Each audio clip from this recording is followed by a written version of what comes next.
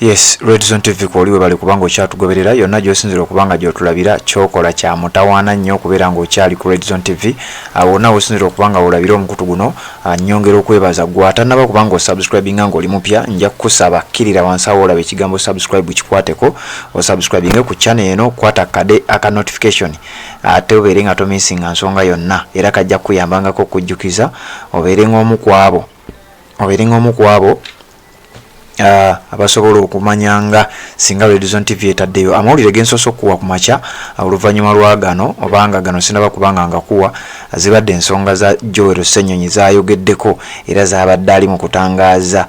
mu lukiiko lw'abannamawulire wali ku Parliament mu ofiisi ye eya Leader of Opposition gye yasikira okuva ku Honorable Mathias Mpuuga Nsamba era abamu abangi batandise okubanga bateekawo ekibuuzo nti naye ono Ssenyonyi engeri gy'asimbye amakanda ku Anita Amongo former Leader of Opposition ddala yali akola mulimu ki ye ng'ebintu yali abikwata mu ngeri eri soft nnyo ate ono ekintu ng'alabika akiri serious olw'ensonga wiiki ewedde Ssenyonyi yavaayo n'akola press conference n'ateeka Anita Amongo ku nninga ng'amugamba nnyabo tulina okubanga tukwasaganya ensonga eno ey'obuli bw'enguzi. Anita Amongo bwe yatuuka mu Parliament n'agamba nze sisobola kukolera ku allegations sobola kukolera ku nsonga za social media era ye yavaayo n'ategeeza nti ebigambo bya social media Ssenyonyi n'amugamba nedda nnyabo zino si nsonga za social media bwe yalabanga ekyo kiganye ne yeekwasa nti nze waliwo abanwanisa olw'okuba nalemesa ebisiyaga Ssenyonyi na still n'amugamba nnyabo olimba teri akulwanyisa kakati nejjo anaku ntono nnyo eziyise omukyalo oyo akubiriza Parliament Anita Amongo yagendako saidi ze ye Bukedeya ewaabwe gyakiikiriranga omubaka omukyala mu district ye Bukedeya n'ayogera ebigambo bingi nnyo era nga ye alaga nti Rebecca Kadaga yamulwanyisa era yapushinga bino kubanga Rebecca Kadaga yagala kuzza ofiisi ye Ssenyonyi akedde olunaku olwaleero n'amwanukula n'amugamba ffe tetubitukwatako oba mulina olutalo lwammwe ne Kadaga oba muyina ensonga zammwe n'abasiyazi ffe tubuuza ssente ze weewanga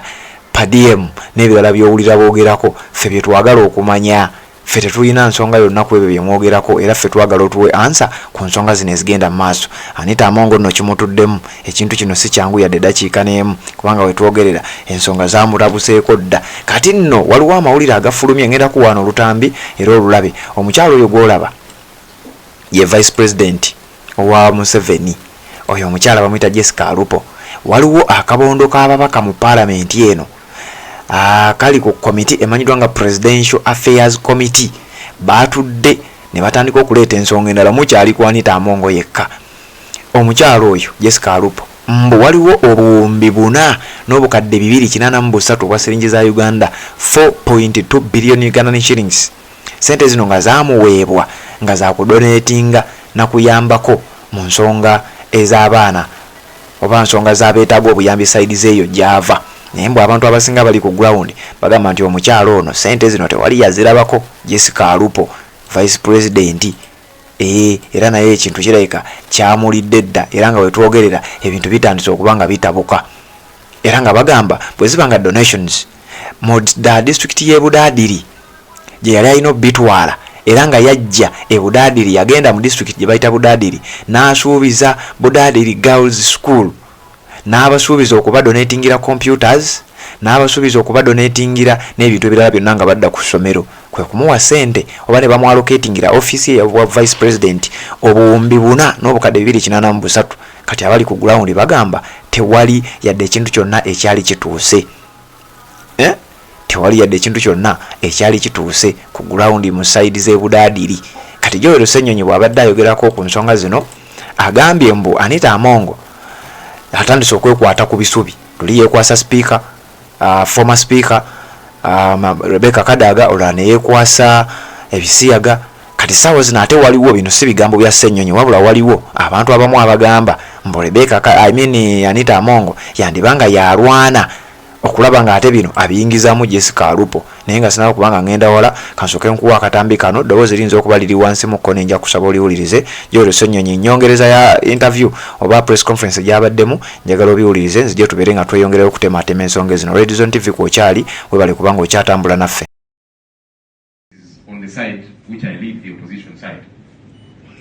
and I gave indication that I'll go for one night. I'll be there for one night and return to take care of other responsibilities that I do have. So I did go, came back, gave a report, I interacted with the doctors, gave a report to Parliament about the progress of this member and so on. A couple of days later, I saw a reflection on my account of money. They had processed money for 5 days as opposed to 1 day, for which I was in Nairobi, which I had indicated I'll be going for. But I'm told they were processing for several others, so it was done collectively. I said, okay. But as is normally the case, as we should be accountable as leaders, when you travel, of course, sometimes it might be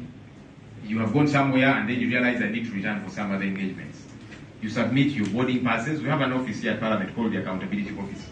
where those boarding passes are submitted, and so the day is tabulated.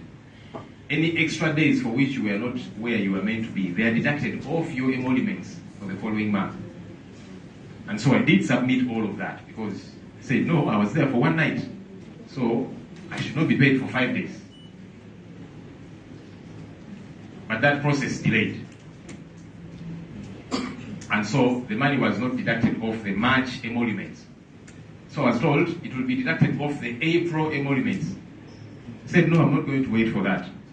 So I withdrew money from my account for the 4 days, and I went and deposited that money in the accountability office. And I got a receipt for it. Because I said, I don't want this matter to take longer than it should. Yeah, so if you're waiting to deduct it off my pay of April, I'm not going to wait for that. I don't want people to. Ebyo bigambo bya George Ssenyonyi biyinza okuba eddoboozi libadde wansi mukko kuba ensonga nkakasanga eddoboozi libadde wansi naye nja kuba nga nkuliraliramu ebitonotono. George Ssenyonyi